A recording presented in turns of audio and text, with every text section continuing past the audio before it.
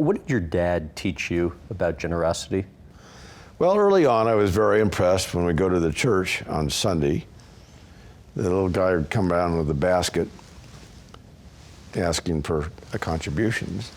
And so my dad was always first, he'd put $1 in, a paper dollar, or $5, whatever it was. And other people were putting quarters in. I thought, gee, Dad, you didn't have to put a whole dollar in there. Dollars are pretty. He did it anyway. And it was important to him. Why was it important to him? Well, he was brought up as a relatively religious person and always made a point of attending church and so forth. And so that was all part of my absorption of my upbringing. And so I always thought that that was something I should be considerate of, as giving back to important institutions that meant a lot to me.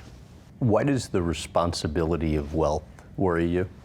Well, I think there is a huge responsibility. I think government policy puts it together. You can deduct certain contributions.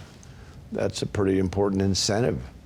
And I think it was done there for a reason, because those who are knocking out of the ballpark, so to speak, have a real obligation to give back to the really critical things, whether it's hospitals, museums,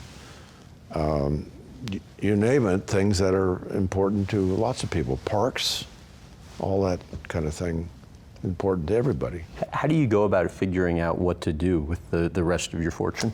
I think what you do, you can't figure it all out, so people like me set up foundations that sort of perpetuate giving to certain sectors of the economy that you really think are important, whether it be hospitals, centers on dyslexia research, that kind of thing at UCSF, which I support.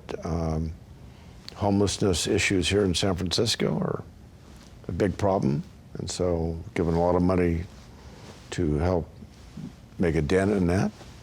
And I think you'll have educated somewhere in the neighborhood of 1 million teens on financial literacy through the Boys and Girls Club. That's a big deal to me, not only the Boys and Girls Club, but beyond that too. My daughter is very involved in that, Carrie, in terms of the Boys and Girls Club, but I've set up a foundation for economic education and financial independence as such. And, which is relatively new.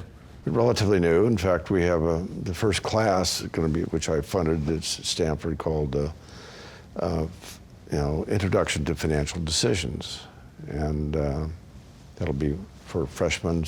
Anyone going to school at Stanford can take that course. But so many schools need this capability because our population is clearly undereducated in financial matters.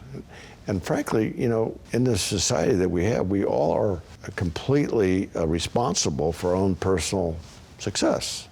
Some people who simply aren't capable of it, but 90% of us, 95%, have to think through these things on our own, but sometimes we need education about it. So financial literacy is one of the things that we have little education about in schools.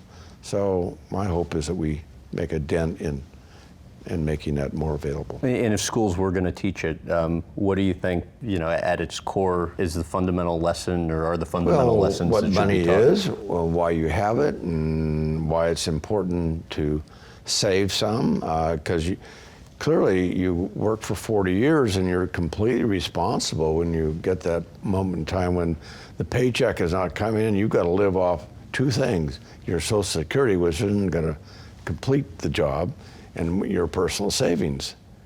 And hopefully your 401k, whatever it might have happened, your IRA, all those things will help out. But a lot of people don't understand what that all means and why it is that they're looking at the responsibility at age 25 and they think, oh, hell, let's have another coffee, let's have another night out. And 30 comes and 35 comes and they haven't done anything. All of a sudden they've lost all that compounding time of growth, and they're now 40 or 45, it's tough to catch up.